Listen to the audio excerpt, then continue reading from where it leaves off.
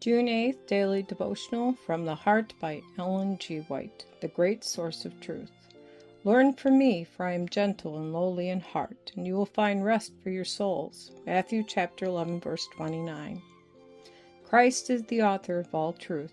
Every brilliant conception, every thought of wisdom, every human capacity and talent is the gift of Christ.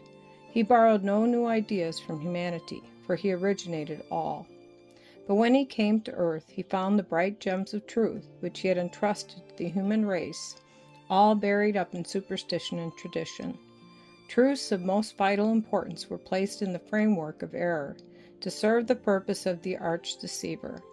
Human opinions, the most popular sentiments of the people, were glossed over with the appearance of truth and were presented as the genuine gems of heaven, worthy of attention and reverence.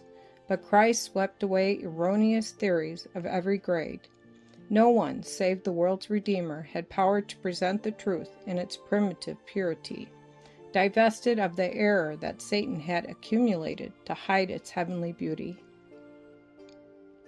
Some of the truths that Christ spoke were familiar to the people. They had heard them from the lips of priests and rulers and from people of thought, but for all that, they were distinctively the thoughts of Christ. He had given them to people in trust to be communicated to the world. On every occasion he proclaimed the particular truth he thought appropriate for the needs of his hearers, whether the ideas had been expressed before or not.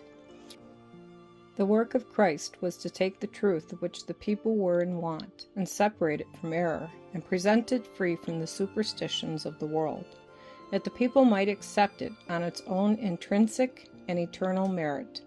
He dispersed the mists of doubt, that the truth might be revealed, and shed distinct rays of light into the darkness of human hearts.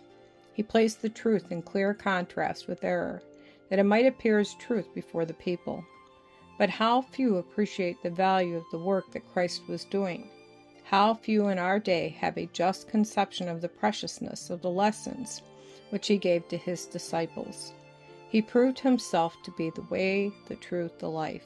He sought to attract minds from the passing pleasures of this life to the unseen and eternal realities.